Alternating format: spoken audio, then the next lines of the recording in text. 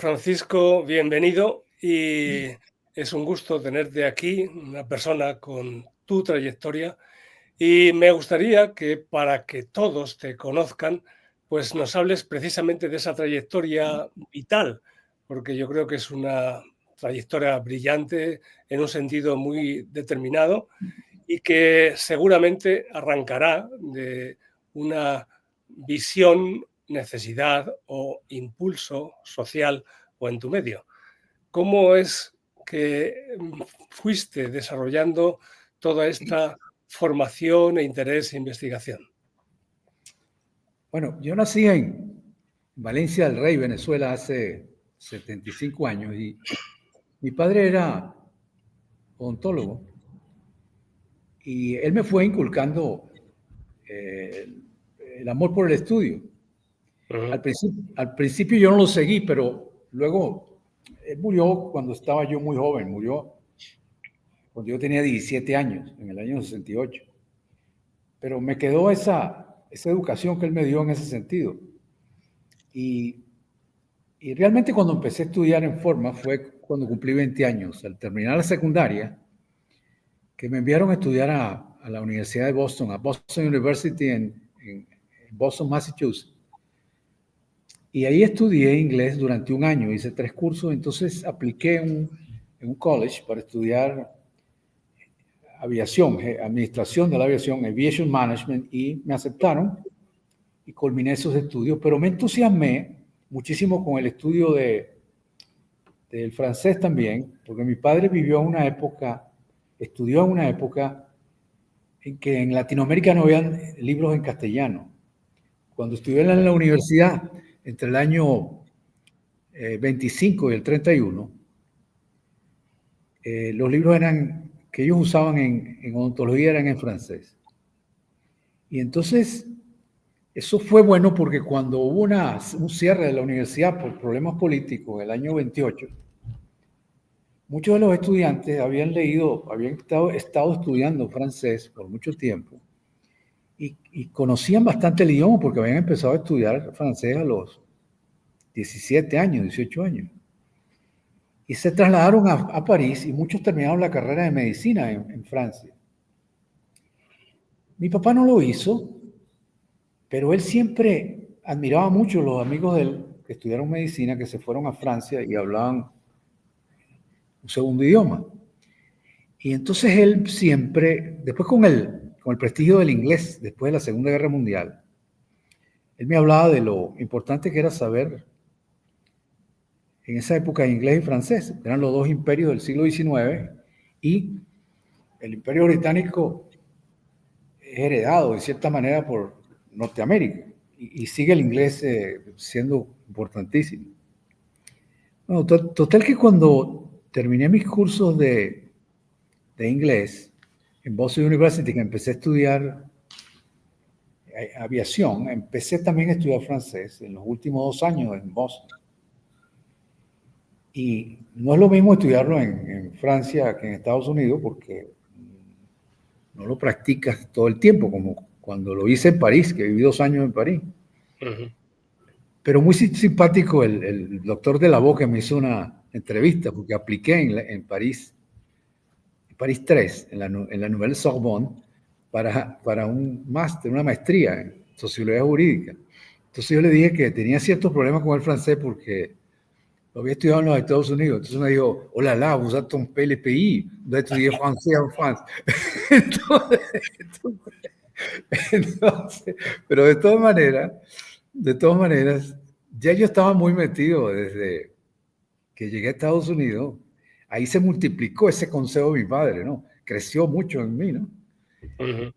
Y ahí me dediqué a estudiar bastante, 3 horas diarias, y quizás estudiaba más por las bibliotecas tan buenas que hay en Norteamérica. Y yo no venía de esa infraestructura, porque los países tropicales, en el caso de Venezuela, que era un país rico, sigue es un país rico pero mal administrado, pero en esa época había un auge tremendo del petróleo y era el país donde uno trabajaba menos y ganaba más. En esa década en que yo crecí, que fue entre el año 70 y el 79. Me lo decían los expertos economistas. Y entonces, pero eso ya venía ese bienestar mágico de hacía rato. Entonces el ambiente era muy relajado, no era un ambiente de investigación, salvo casos excepcionales donde el individuo era muy bien guiado por sus maestros y por su familia, ¿no? Entonces, regresé a Venezuela y empecé a dictar clases de inglés en un laboratorio de idiomas de la Universidad de Carabobo, en Valencia, Venezuela, donde mi ciudad natal. Y empecé a estudiar Derecho inmediatamente. Me recibí de abogado en 5 años. Y ahí seguí estudiando por mi cuenta. Yo asistí a la Escuela de Bellas Artes, que estaba situada muy cerca de la Facultad de Derecho. Y ahí estudié a los 5 años cuando faltaba un profesor en la universidad pública. Un pariente mío era director de la Escuela de Bellas Artes y entonces él me permitió que entrara de oyente a varias materias. Me recomendó que estudiara color, historia del arte y dibujo. Hablaba con los profesores y eso lo estuve haciendo. Luego empecé a litigar un tiempo siempre dictando mis clases de inglés, pero en el año 85 yo me di cuenta que no quería ser abogado litigante y yo había estudiado Derecho no porque quería ser abogado, yo quería ser profesor de Derecho, profesor de Filosofía del Derecho. Y me llamaba la atención estudiar Derecho porque mi padre me decía que él había estudiado ontología, pero había querido seguir estudiando medicina. Pero las circunstancias de la vida se lo impidieron porque tuvo que empezar a trabajar duro, el matrimonio, pero el padre de él murió, que mi abuelo murió. Entonces, yo tenía la idea de estudiar una carrera de lo que llamamos de mando alto, que son ingeniería, derecho y medicina. Y así lo hice, pero con la intención de ser profesor. Y no lo logré tan fácil, porque en las facultades de Derecho siempre hay un ambiente político. Hay que ser también político para entrar en las facultades de Derecho. Pero yo insistí, ¿no? Litigué, me dediqué al arte con la información que tenía. He pintado unos 2.500 cuadros y cuando llegó una devaluación grave en Venezuela, que fue en el año 82, 83, después de haber tenido el país una moneda estable en relación al dólar, entre el año 1922 y 1982, no fluctuaba, sino uno sabía que la moneda se devaluaba en relación exactamente la proporción del dólar, 3% anual, que más o menos. Pero de repente vino una devaluación muy brusca del 70% y empezó la moneda a devaluarse por asuntos de mala administración del país. Bueno, ahí empecé yo a vender muchos cuadros porque tenía ya práctica pintando, había estudiado bastante arte. Y otra cosa que es un poco jocosa, pero yo la digo muchas veces, digo, yo desde que descubrí que Bob Dylan es cantante y que Pablo Picasso era pintor, yo decidí ser cantante y pintor, ¿no? yo estoy exagerando porque ellos son unos maestros, ellos saben lo que están haciendo, pero da la impresión de que no lo supieran hacer mucho, ¿no? Que no lo supieran hacer muy bien, cuando uno no es experto en la materia. Entonces, yo canto también en un coro, canto aquí en un coro de esta iglesia donde estoy haciendo esta entrevista, que es Santiago Community Church, es una iglesia comunitaria de anglicanos y presbiterianos, pero también somos católicos una cantidad y somos extranjeros. Nos une el idioma inglés. Entonces, yo la busqué antes de llegar a Chile y aquí me siento muy bien y me ha tratado muy bien. Bueno, total que estuve pintando y ejerciendo medio tiempo como abogado porque mi esposa se recibió abogada.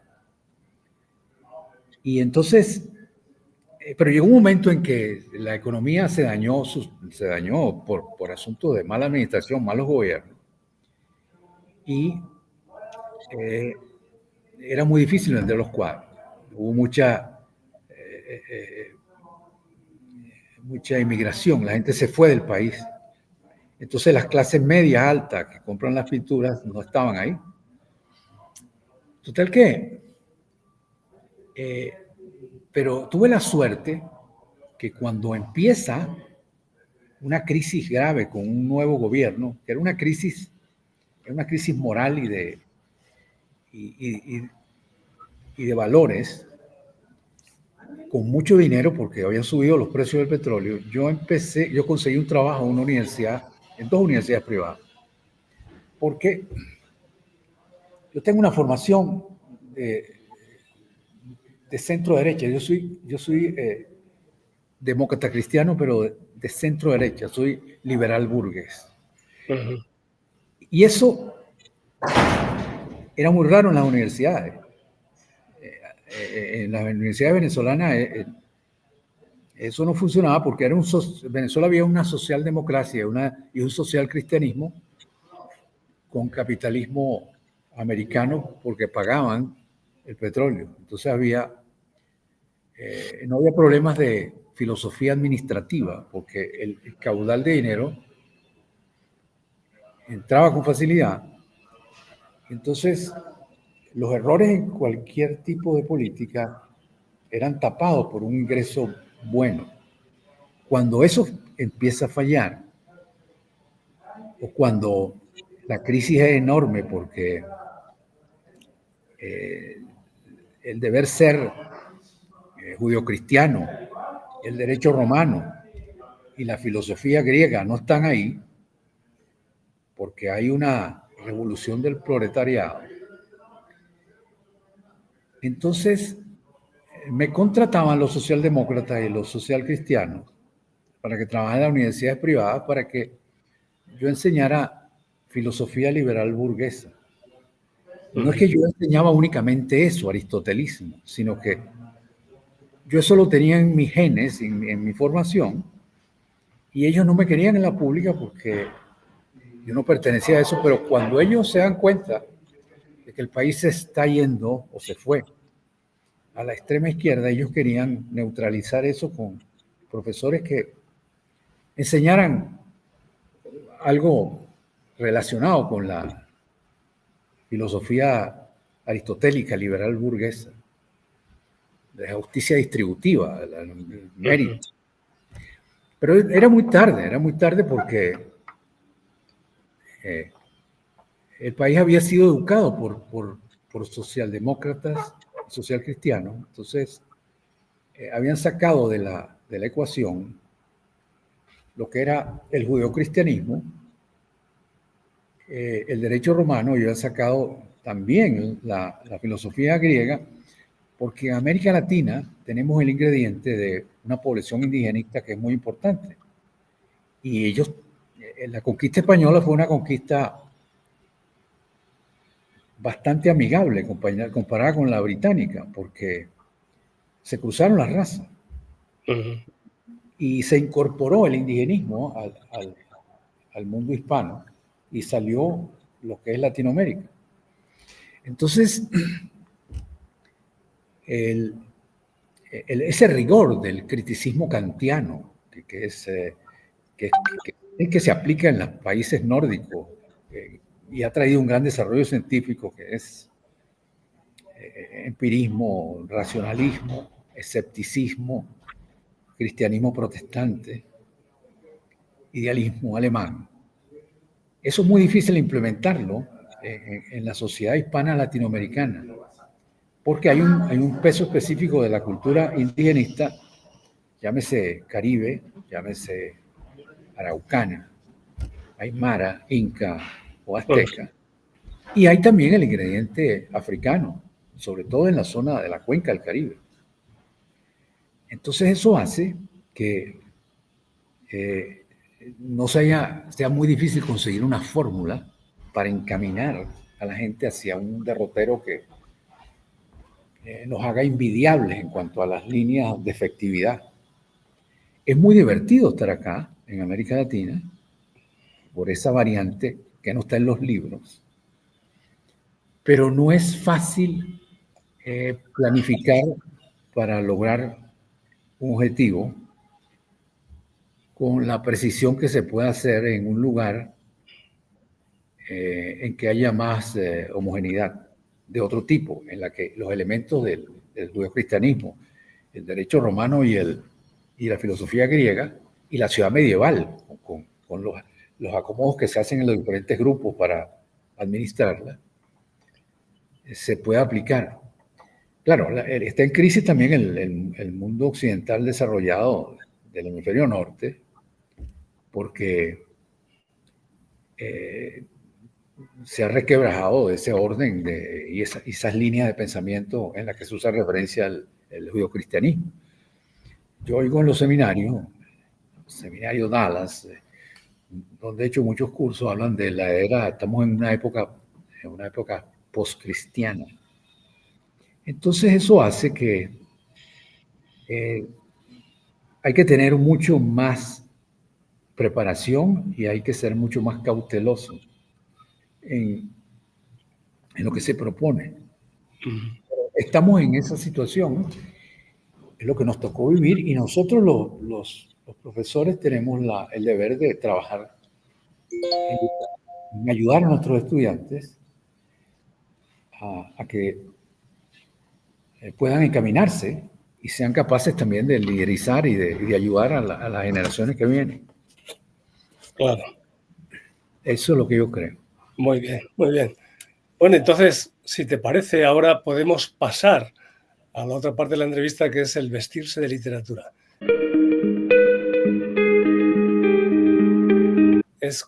¿Qué libros comienzas a escribir y cuál es tu libro, el que ahora mismo estás proyectando?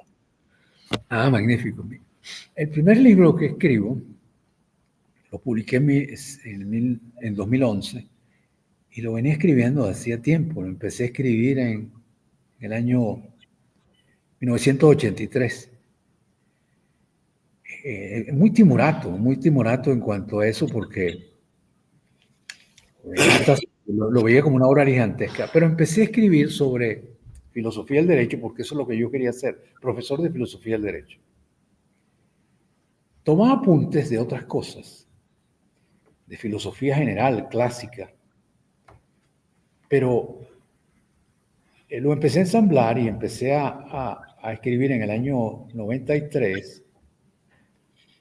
Y luego, cuando empecé a trabajar en una universidad, ellos no me permitieron dictar filosofía del derecho porque eran universidades que se estaban inaugurando. Entonces, la materia de filosofía del derecho se estudia en algunas universidades, al menos en Venezuela era así a partir del tercer año.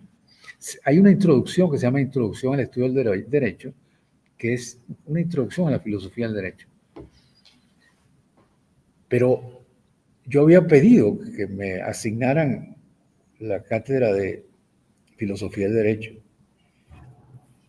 Yo no tenía doctorado en esa época, tenía una maestría en educación y había empezado a escribir ese libro para yo empezar a prepararme en eso. Las demandas son mucho más bajas en América Latina porque hay menos profesionales, las universidades son más nuevas.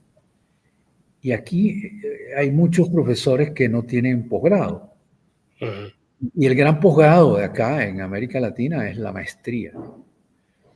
Entonces, yo sabía que podía aspirar a ser profesor de filosofía del derecho siendo abogado con una maestría en educación, mención investigación educativa y con los apuntes que tenía. Entonces, fui acumulando, me leí el libro de Hegel, Lecciones de Filosofía del Derecho, que se dice que es el primer libro especializado en esa materia. Me leí a Luis Recasens-Sitges, un autor español. Leía la obra de la teoría pura del derecho de Kelsen. Y fui haciendo una compilación hasta que logré plantear una especie de solución, una especie de propuesta. Porque con la maestría uno le empiezan a enseñar. El caso del doctorado, hay doctorados que son completos, únicos, de 5 años. Lo hay al menos los hay en Norteamérica, en Europa los hay. En que los 5 años el individuo ve la metodología para hacer la tesis. Claro, pues está todo implícito en un solo curso. Pero a mí me gustó el sistema de maestría porque es muy antiguo. Ese fue fundado en la Sorbona en el siglo XIII, en el siglo XII. Y nosotros, y los franceses lo anularon, pero lo copiaron los británicos. Y los americanos lo desarrollaron mucho. Entonces, ese sistema me enseñó a cómo estructurar, cómo hacer la investigación y estructurar el libro. Entonces, en la segunda parte del libro, lo que es la conclusión, yo viendo los problemas que se presentan en América Latina, especialmente en el Caribe, y en los países que han tenido riqueza súbita, como el caso de Venezuela. Yo hice una investigación sobre administración de empresas que yo lo había visto en el curso que hice en el Aviation Management en Bryan Stratton College. Y entonces ligué al final la administración del Estado con la administración científica. Y también ubiqué lo que se llama la fuente del derecho. No partí del derecho romano, sino que partí de Génesis, partí del Pentateuco. Porque en el Pentateuco nosotros vemos los 10 mandamientos, ahí sabemos lo que es malo y lo que es bueno. Y eso es lo que orienta al legislador occidental, al menos después del Imperio Romano. Los romanos no seguían esas líneas al principio, pero cuando se cristianiza el imperio, a partir del 325, ellos incorporan el digesto de Justiniano, que se escribe mucho después, obviamente debe tener influencia del cristianismo. Entonces, pero yo lo pongo de una manera mucho más precisa, porque cuando yo concluyo el libro y lo publico, ya yo había terminado mi doctorado en filosofía de la religión, mención educación cristiana. Entonces, yo había estudiado 18 materias de teología, tenía mi tesis lista, ya la había publicado, y tomé muchas ideas de la influencia y empecé a estudiar. Usé mucho el libro de Giorgio Del Vecchio, que es un libro que no gusta mucho en Europa. Los italianos que trabajan conmigo en la universidad me decían que ese era un edificio, era un libro de la época de Mussolini. Y entonces, de todas maneras, muchas veces el espectáculo político del régimen no te dice exactamente lo que se estaba pensando en las grandes universidades. Muchas veces hay una información muy buena en las universidades que no está ligada al espectáculo político ni a las locuras del líder, sí que se pueden calificar así. Entonces siempre se producen buenas obras en las universidades. Y entonces yo no notaba, yo no hacía la conexión hasta que un italiano me lo explicó, porque ahí no se veía reflejado el fascismo como lo veíamos o como lo veíamos en el actuar de Mussolini y su gente. Ahora, una de las ventajas que uno tiene cuando estudia libros escritos por italianos es que estudian cuando están hablando de derecho romano, ellos están conectados con el lugar donde se originó ese derecho. Yo me daba cuenta en París, cuando vivía allá en el año 94, 95, que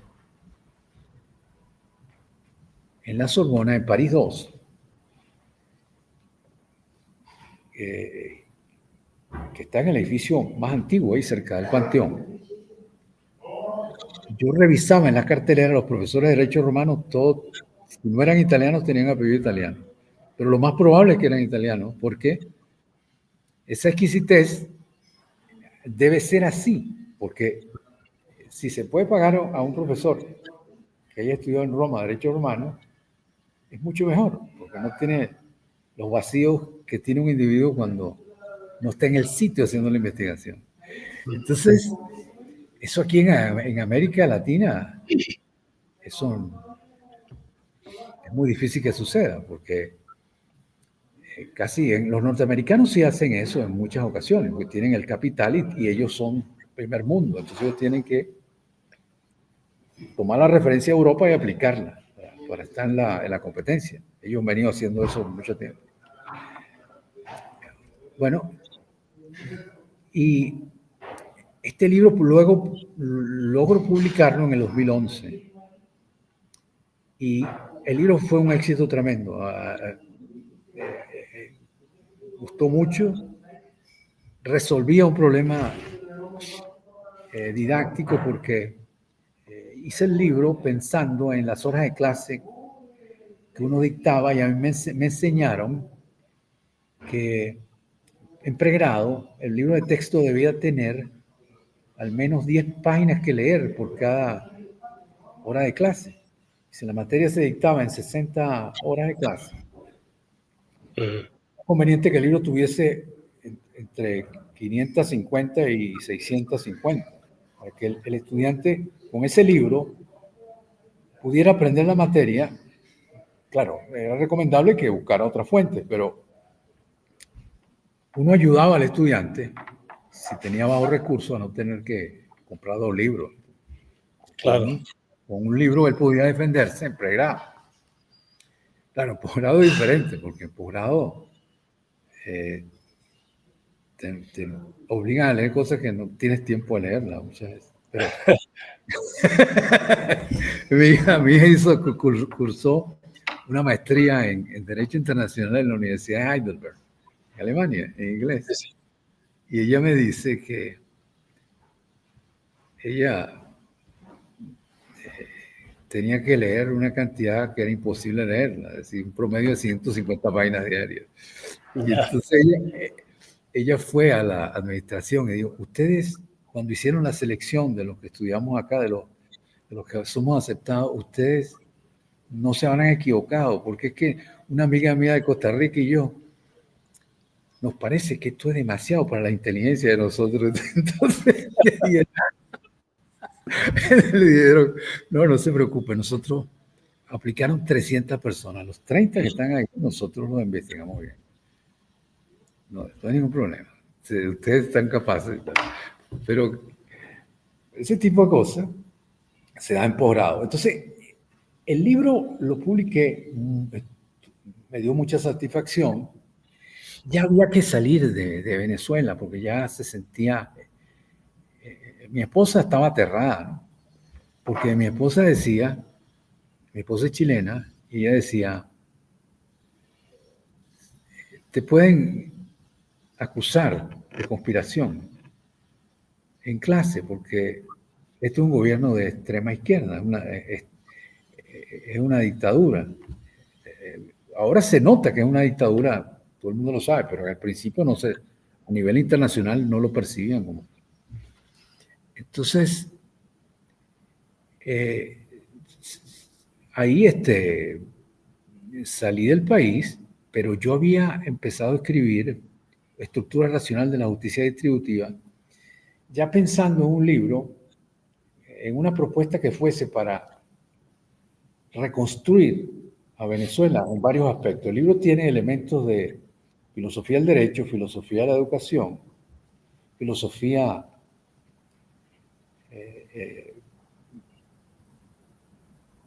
política, filosofía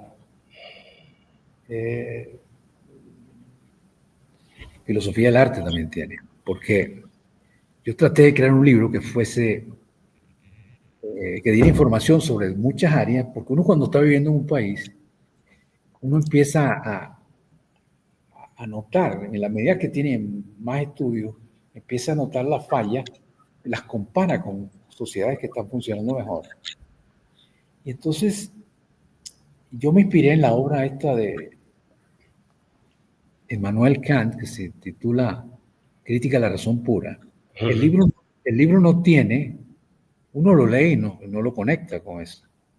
Pero a mí lo que me encanta de la crítica a la razón pura es que hay un método de investigación que Hegel lo utilizó para crear el PhD, el doctorado en filosofía, que después lo toman los americanos y lo utilizan muchísimo, y los ingleses también. Ese sistema en el que hay un diagnóstico del problema, entonces se estudia una gama de fundamentación teórica y después uno hace una propuesta, aplica métodos para distinguir el problema. A mí me pareció eso maravilloso. Ese libro yo me lo he leído, lástima que no hablo alemán, pero me lo he leído en castellano, en inglés y en francés. Y yo dije, este libro, para reconstruir a Venezuela, después de esto que vimos y que todo el mundo andaba con miedo y había fanatismo y había una guerra contra la clase media, para reconstruir esto se necesita un libro que organice o que sirva de guía. A lo mejor estoy equivocado en muchas cosas de las que escribí, pero hay que utilizar un método bien complejo para uno atacar la solución en muchas áreas cuando ha habido una especie de vandalismo en el Estado y en la población.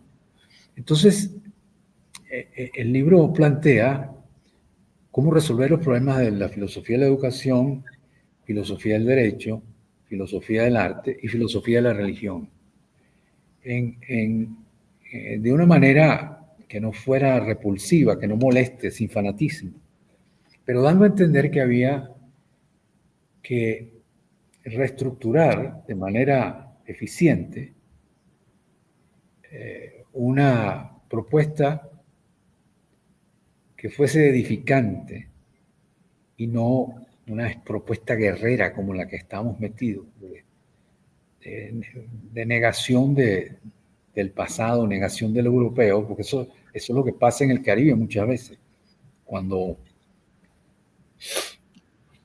la población que está conectada con esa organización que le ha dado tanto desarrollo al mundo, que hasta los chinos la usan, pues ellos tienen una república, ellos tienen capitalismo, y ellos tienen marxismo-leninismo, los chinos. Entonces la riqueza de Europa en cuanto a las propuestas son apetecibles por los que quieren ser desarrollados. Entonces cuando hay una canalla de gente que quiere destruir eso para montar un sistema tribal relacionado con el indigenismo o el África más primitiva, el daño que causa es tremendo.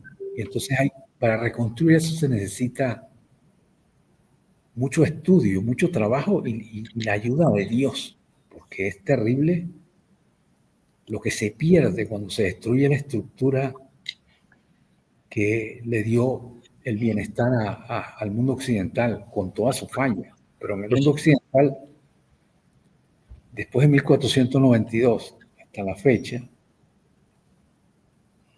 ha mejorado mucho, mucho más y mucho más rápido.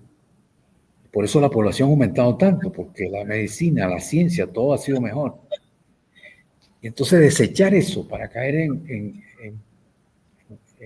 una negación me parece terrible. Entonces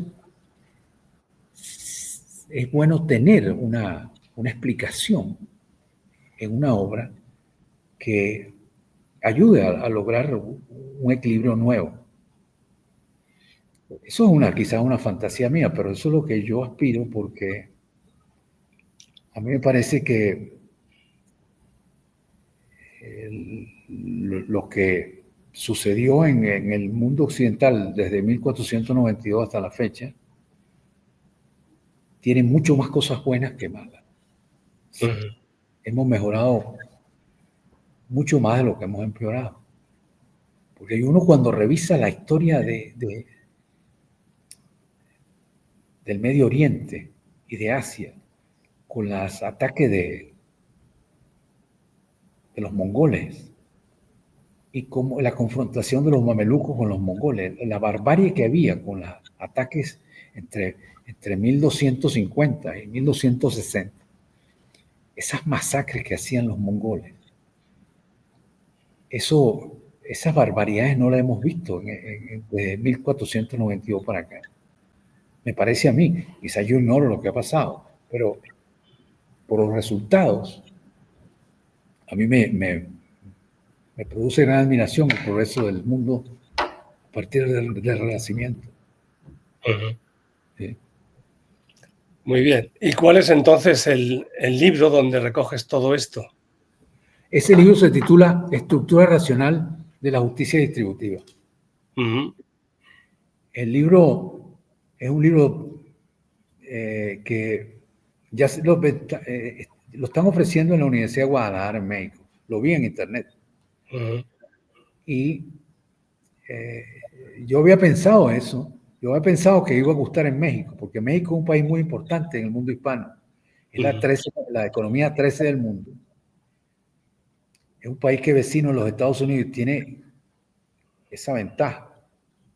Tiene desventaja porque está al lado de alguien muy poderoso.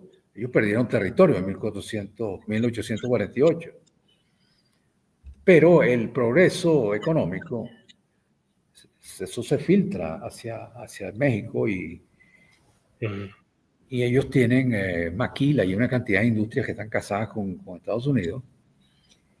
Y entonces tiene una población de 130 millones. Es importantísimo en el mundo hispano. Y además pasa que ellos representan a España mucho con la arquitectura churrigueresca. Y uno nota, yo no conozco México, pero he estudiado mucho y me doy cuenta que la influencia española en el virreinato de Nueva España llegó mucho más completa que en otros países. Ahí, al menos en el siglo XVI, sí. Ahí se instaló la arquitectura, el arte.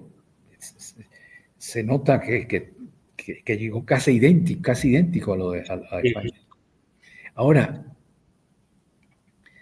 ese libro Estructura Racional de la Justicia Distributiva, yo tengo mucha fe en ese libro. Yo me siento muy satisfecho con ese libro. Uh-huh. Y explico ciertas cosas. Uno cuando escribe y no es un individuo que ha estado que no tiene una gran cultura, porque yo he visitado 14 países, pero uno siempre se encuentra gente que es muy sabia, ¿no? Entonces, yo lo que noto es que cuando escribo, muchas veces escribo detalles que están muy ligados a Venezuela, ¿no? Porque yo he pasado en Venezuela mucho tiempo. Yo tengo 75 años y yo vivo en Venezuela al menos 60. Entonces, la información mayor que tengo de ahí. Chile lo conozco bastante bien, pues yo estoy viniendo a Chile desde el año 75 y tengo viviendo aquí 11 años. Pero las diferencias de estos países latinoamericanos unos con otros no es tan diferente cuando eran capitanías generales, que no eran capitales y virreinatos. Por ejemplo, en el caso de Lima, que fue capital de virreinato, así como el Nueva España, México, tiene características distintas. Y capitanías generales, como fue la de Venezuela y la de Chile, tienen una clase burguesa que es diferente porque es una clase que no tenía contacto con la corona española. Eran individuos que no llegaban con el cargo público. Y tienen influencias de inmigrantes Y muchas veces el país está cambiado por los inmigrantes que llegaron en determinada época. Por ejemplo, Venezuela está cambiadísima después de la Segunda Guerra Mundial por los portugueses, los italianos. Llegaron españoles, pero quienes el número mayor fue de portugueses e italianos. Y aquí llegaron en Chile ingleses y alemanes. Eso se siente en muchas cosas. Entonces, cuando uno conoce dos países que fueron capitanías generales, pero no fueron capitales de virreinato, uno hace un estudio de América Latina que no es tan profundo como si también hubiese estudiado a Perú y México. Y entonces uno muchas veces tiene un enfoque que está muy ligado a la historia local. Y aunque uno haga el esfuerzo de ser universal en lo que está planteando, no tiene el bagaje para hacerlo. Entonces yo noto que en el libro mío hay esos tipos de inconvenientes, que yo estoy totalmente movido por resolver un problema en Venezuela, aunque trato de que el libro sea para un público más amplio. Trato de hacer el esfuerzo con bastante énfasis, hago bastante esfuerzo. De todas maneras, que el libro se venda en México, que guste en la Universidad de Guadalajara, que lo tengan en la librería Carlos Fuentes, también me hace, es porque la diferencia que hay entre México, Colombia y Venezuela es menor que la que hay entre México y Chile, porque estamos en el Caribe, hay cierta sintonía, muchas veces el lenguaje, cuando uno habla, yo voy aquí al Instituto Guest y hay un mexicano que trabaja ahí, y cuando yo consigo un mexicano y hablamos, nos sentimos cómodos con los diferentes acentos. En cambio, hay acentos como el chileno que son muy diferentes. Entonces hay cosas que uno no entiende, es mucho más áspera, más difícil dar la fluidez. Y entonces, yo entiendo por qué el libro mío puede gustar en la Universidad de Guadalajara, porque el enfoque que uno hace en la cuenca del Caribe no es tan diferente al que uno podría hacer en el Golfo de México. Claro. Bueno, de todas formas, Guadalajara tiene también una idiosincrasia que yo creo que sintoniza muy bien con tus valores y tu orientación, porque hay toda una sociedad empresarial, industrial, que ahora necesita refuerzos ante la situación política del país. Y yo creo que eso también influye. Claro, porque en este instante que hay este conflicto con el narcotráfico, hay un problema mucho más grande que ese. Hay un problema mucho más grande que ese, que es Estados Unidos reclamando su espacio en el Caribe, porque no hicieron nada por 60 años y llegaron los chinos y se instalaron. Y ellos necesitan aplicar la doctrina Monroe porque es la más conveniente y también no tienen capacidad para resolver el problema de Ucrania ni resolver el problema de Taiwán. Entonces tienen que concentrarse en lo que está más cerca, porque también el poder está dividido ahora, porque los chinos tienen una economía más grande que la americana. Claro. Tienen más problemas. Yo conozco China, he estado en China y ellos tendrían que estar creciendo 50 años como están creciendo para ellos lograr ese nivel de calidad de vida que uno ve en Alemania o en Estados Unidos. En Alemania, a simple vista pareciera Estados Unidos, por la organización que tienen, una densidad demográfica enorme, pero no ven la calidad de vida, los productos, es similar pero con mucho más esfuerzo porque es un territorio de 350.000 kilómetros cuadrados.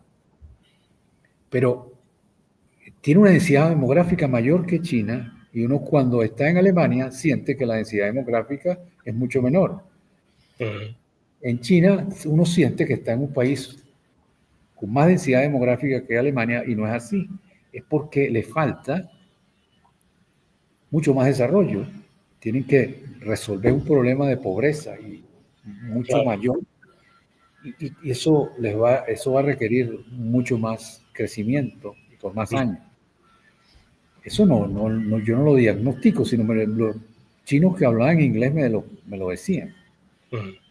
Y entonces yo entendía lo que estaba viendo. Ahora,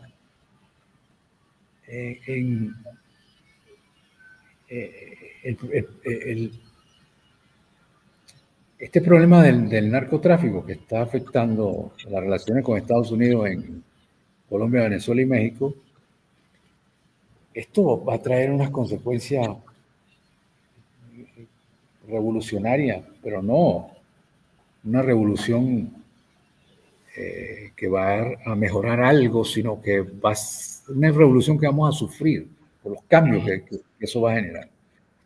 Y eso podría generar un conflicto mayor si hay un error en el cálculo. Claro. Porque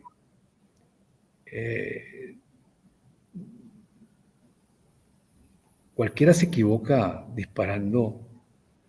Ya, por ejemplo, la eliminación de varios ciudadanos venezolanos que van saliendo con lancha es una acción tal cual como en el oeste americano, es tal cual como los Rangers en Texas, cuando Colt fabricó el 45. Sí. Era muy efectivo. Eso funciona dentro del territorio nacional y la gente se va acoplando a esa cultura, pero uno sabe qué aristas tiene eso cuando se trata de una relación internacional. Claro. A mí me gustaría que mi país no estuviese gobernado por quienes están gobernándolo. Yo aspiro que con el menor número de bajas Estados Unidos pudiera ayudarnos a recuperar la democracia. Pero este problema que está sucediendo, esta presencia norteamericana en el Caribe, esto va a traer una relación distinta y hay que estar preparados para educar a los muchachos a cómo funcionar en esta nueva época, cómo defenderse de lo malo que genere esto y cómo neutralizar a los que justifican el marxismo-leninismo y la dictadura del proletariado como la única salida, porque sabemos que esa no es la solución. Entonces, mi libro trata de dar unas orientaciones con respecto a eso. Uno en clase, uno se acostumbra a tratar a cualquier individuo de cualquier tendencia sin ofenderlo, porque yo he tenido muchos comunistas en el salón de clase. Y a veces hay uno que hay unos que me han agredido. Entonces uno maneja la situación para que no haya pleito. Entonces empieza el respeto, porque no hay una confrontación, sino que se me han acercado otros a pedirme consejo, que son propuestas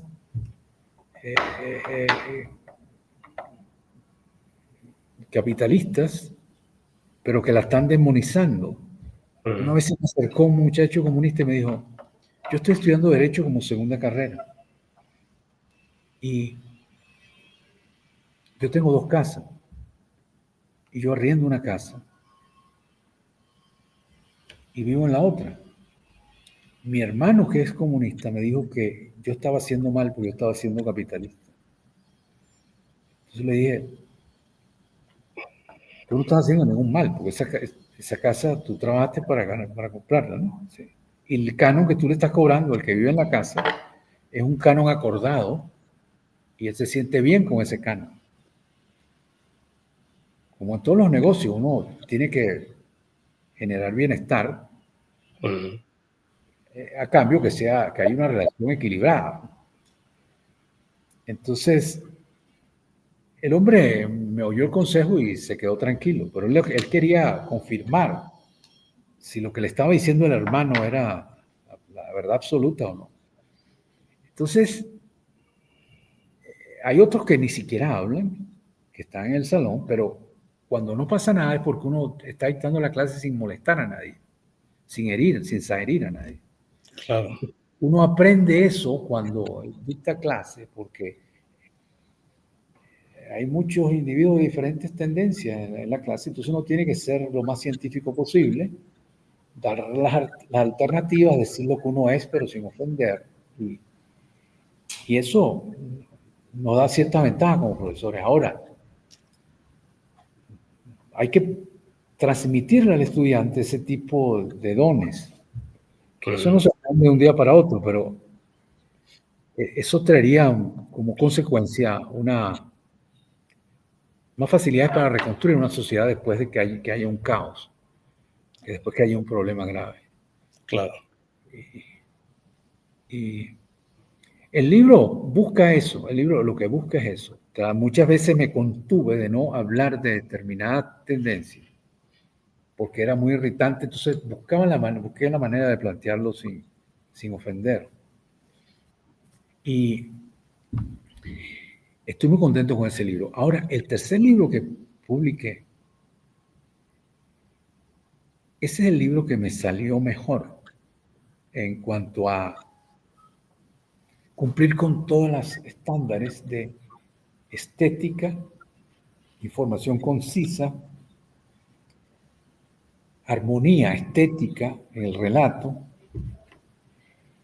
Fue tanto el éxito con la editorial que la editorial me redactó para mí esa biografía espontáneamente, porque cuando leyeron, yo sentía cómo se comunicaban conmigo después que revisaron el libro y me los había ganado. Entonces, espontáneamente hicieron esa biografía mía, me pidieron la foto y yo me sentí muy cómodo con el libro, porque el libro, este fue un libro que yo completé aquí en Chile.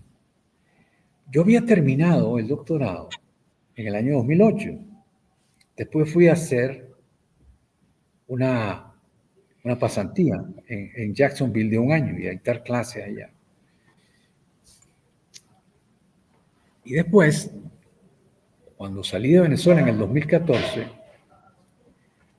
yo llego a esta iglesia y la semana anterior a mi llegada, había llegado un pastor norteamericano, Fred Milligan, que llegó de Filadelfia, de la iglesia presbiteriana de Estados Unidos, y era un hombre con un título de bachelor en psiquiatría, en psicología, de Bethel College en Mississippi, y tiene una maestría en divinidad de Vanderbilt University Divinity School en Nashville. Y después hizo una maestría en teología en la Universidad de Chicago Divinity School. Ellos en Estados Unidos están utilizando mucho 2 maestrías antes del doctorado.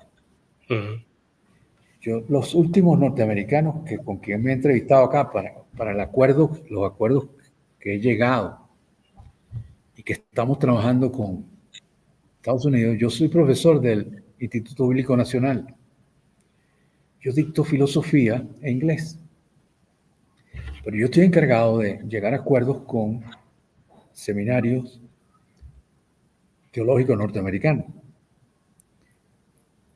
Y tanto William Trigueros del Dallas Theological Seminary, el departamento hispano, tiene 2 maestrías y un doctorado.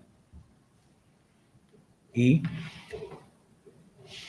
Stephen Snyder, del Master Seminary de California, de Sun Valley, fundado por John MacArthur, también tiene maestría en divinidad, Master of Divinity, Master of Theology y un doctorado en ministerio. Entonces, ellos están llevando al estudiante a hacer el doctorado con un promedio de 120 unidades de crédito. Es decir, que el bachelor norteamericano, 4 años son 120 unidades de crédito. Entonces ellos están pidiéndole al estudiante que quiera doctorarse que estudie 40 materias y presente 2 tesis antes del doctorado. Entonces, claro, el doctorado es un doctorado de 32 materias. Ya cuando llega al doctorado ya es mucho más fácil, porque Claro. tiene camino. Ahí ellos tienen también, no solamente en Dallas Theological Seminary, que es uno de las maestrías más largas en Estados Unidos, hay una de más semestre, que es la Master of Management de Sloan School of Management de MIT, del Instituto Tecnológico de Massachusetts. Esa es una maestría de 4 años y un semestre, 4 años y medio. Esa es la más larga. Lo que hicieron lo que hizo Dallas Theological Seminary y MIT es que no piden 2 maestrías, sino tienen una larguísima. Entonces, una persona con el Master of Management de MIT aplica para un doctorado y lo reciben sin mucha revisión, porque ya el hombre viene estamos hablando de 9 semestres, aprobado y tesis. Y yo he tenido profesores en el Dallas Theological Seminary que son doctores en psicología de Columbia University en Nueva York, pero estudiaron la maestría en teología en Dallas. Con la maestría en teología en Dallas de 120 unidades de crédito, 4 años, han hecho son profesores que han estudiado primero psicología porque es una carrera, así como filosofía, que combina muy bien con teología. Tanto los sacerdotes como los pastores deben tener una formación buena en filosofía y psicología. En el caso de los sacerdotes católicos es diferente porque ellos tienen un diseño que es un programa estándar. Sí. Entonces son 4 años de filosofía y 4 de teología. Usualmente, a veces estudian menos. Yo trabajé en un seminario católico muchos años, en Venezuela, en el seminario mayor arquidiocesano Nuestra Señora del Socorro. Y yo dictaba filosofía de la religión y filosofía de la naturaleza. Y yo recuerdo que habían estudiantes que debían estudiar 4 años de filosofía, algunos 3, la gran mayoría, y otros 2. Si el estudiante venía con una carrera profesional ya, le pedían, pero eso es por reglamento. Sí. Ellos tienen esas normas. Tenía que estudiar 2 años de filosofía nada más. Bueno, mi segundo libro, mi tercer libro, de una versión de la teología histórica, yo lo nutrí muchísimo desde que yo llegué acá en el año 2014, porque el pastor Milligan nos hacía unos estudios bíblicos muy buenos todos los martes. Yo ahora estoy en ese estudio bíblico. Terminé y me quedé acá y pedí el permiso e instalé aquí en el salón. Y entonces yo no falté a ningún estudio bíblico, si quizás falté a uno. Trabajó lo oí como 6 años. Entonces eso me fue actualizando porque a veces él me pedía que yo liderara el estudio bíblico. Y daré todo el apoyo que sea posible para que tu libro se conozca y sea pues utilizado de una manera adecuada para fundamentar algo que en nuestros días es tan importante como todo lo que se está diciendo, ¿no? Claro. Mira, Juan Antonio, yo te agradezco muchísimo que me hayas invitado a esta entrevista. Esto del exilio no es fácil, pero uno va produciendo cuando quiere hacerlo y puede. Yo dicto clases acá Yo dicto clases aquí en Santiago Community Church de inglés y trabajo en el Instituto Bíblico Nacional y escribo. Y yo estoy muy contento con esta labor, pero es difícil, el exilio es difícil porque tienes limitada la oportunidad de ir a tu país. Claro. Pero cuando toca tener exilio, uno debe hacer lo propio para ser creativo y productivo y ayudar al prójimo. Claro, así es. Sí. Muy bien. Bueno, pues encantado de este encuentro, de esta conversación. Y como te digo, si te parece bien, seguiré contando contigo para otras entrevistas enfocadas con distintos temas. Muchísimas gracias, José Antonio. Gracias a ti. Un saludo. Gracias. Puedes encontrar los libros de los que ha estado hablando Francisco Codecido en la editorial Círculo Rojo.